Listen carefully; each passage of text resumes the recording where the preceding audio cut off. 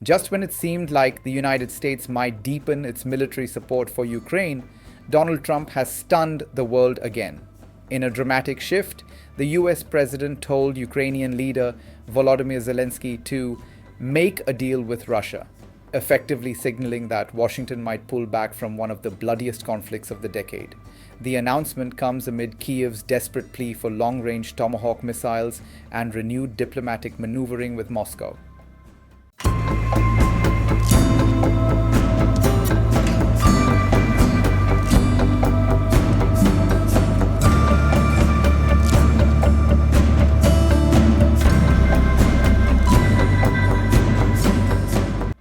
It was meant to be a decisive visit.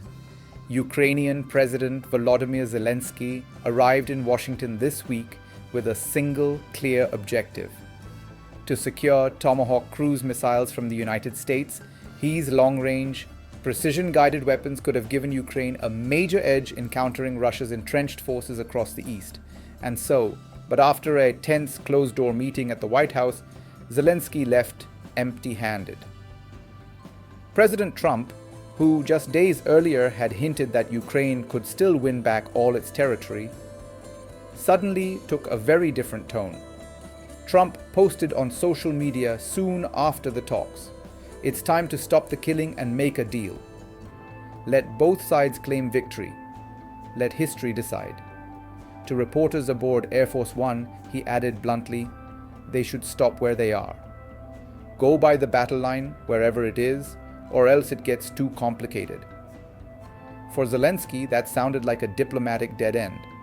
He told NBC News that while Trump didn't say no, he also didn't say yes to Ukraine's urgent weapons request.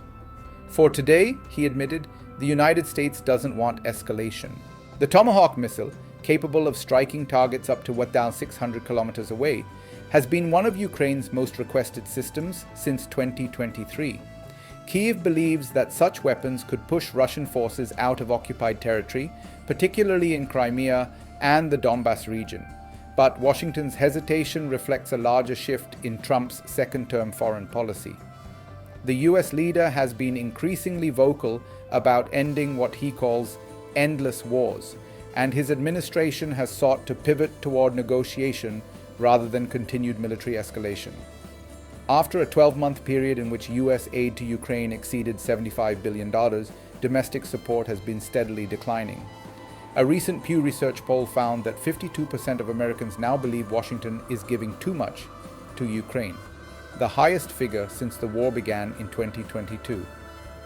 That sentiment has not gone unnoticed in the White House. Trump's renewed call for diplomacy follows his recent Gaza peace deal, which saw Israel agree to a phased withdrawal and ceasefire brokered directly by Washington. Encouraged by that success, Trump appears to be betting on a similar diplomatic breakthrough in Europe, one that could reshape his legacy as a global peacemaker. The shift also coincides with a thaw in Trump's dialogue with Vladimir Putin. The two leaders reportedly held a lengthy phone call last Thursday, agreeing to meet soon in Budapest, their first direct summit since tensions rose over the Alaska talks earlier this year. The Kremlin confirmed on Friday that preparations were underway but emphasized that many questions remain, including the composition of the negotiating teams.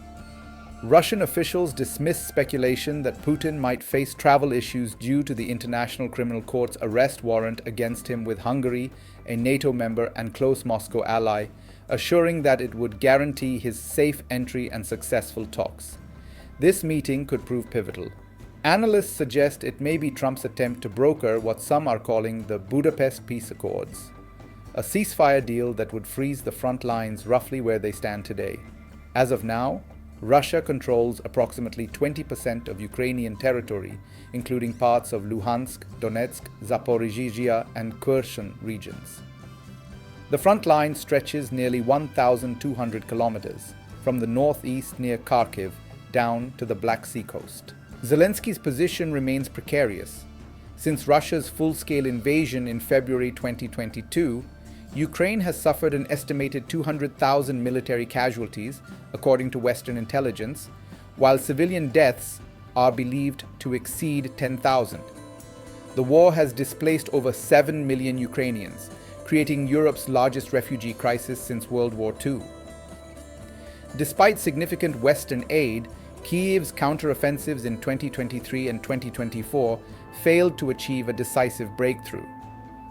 Zelensky, who came to power in 2019 as a symbol of hope and resilience, now faces a grim choice: either accept Trump's call to negotiate or risk isolation from Washington's support base. In his remarks to reporters, Zelensky remained cautious but firm. "We are realistic. Russia is afraid of Tomahawks. But we decided not to speak about it further, because escalation is not what the United States wants." Still, he made one revealing offer: Ukraine would be ready to exchange thousands of drones for access to American cruise missiles, a move highlighting both the desperation and innovation of Kyiv's war strategy. Behind the scenes, US officials are divided. Some in the Pentagon argue that withholding advanced weapons could embolden Russia to push further into Ukrainian territory. Others believe Trump's diplomatic track could finally halt a war that has already cost the global economy over $1.6 trillion in energy disruptions, reconstruction losses, and humanitarian spending. Meanwhile, Russia continues its slow but steady advance. On Friday, Moscow's defense ministry announced that its troops had captured 3 additional villages in Ukraine's Dnipropetrovsk and Kharkiv regions.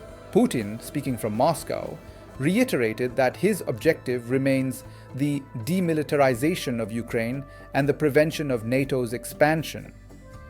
For the Kremlin, a frozen conflict under Trump's peace proposal could cement Russia's control over the occupied territories, effectively locking in its territorial gains. For Trump, a peace deal in Ukraine would mirror his 2020 Abraham Accords, a diplomatic milestone that normalized relations between Israel and several Arab states. Now, with the Gaza ceasefire deal signed and a potential US-Saudi defense pact on the horizon, the White House is eager to add another global victory to its foreign policy record. But for Ukraine, the implications are far more complex.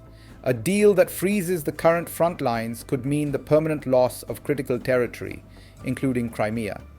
It could also test NATO's credibility, with Eastern European nations like Poland and the Baltic states fearing that US disengagement would embolden future Russian aggression. European leaders have reacted cautiously.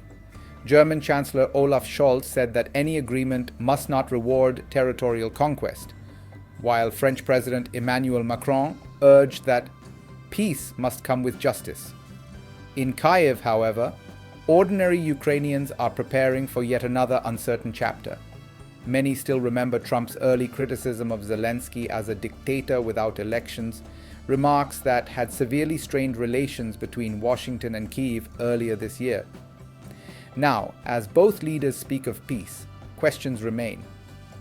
Will Trump truly pressure Putin into a ceasefire, or is this a strategic pause that benefits Moscow? As night falls over Kyiv and Washington alike, one thing is certain: the Ukraine war has entered a new phase. The battlefield may still roar with artillery and missiles, but diplomacy has returned to the forefront.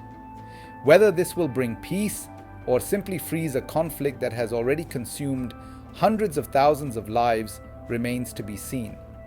For now, the world watches as Trump, Zelensky, and Putin prepare to meet not on the battlefield, but across the negotiation table.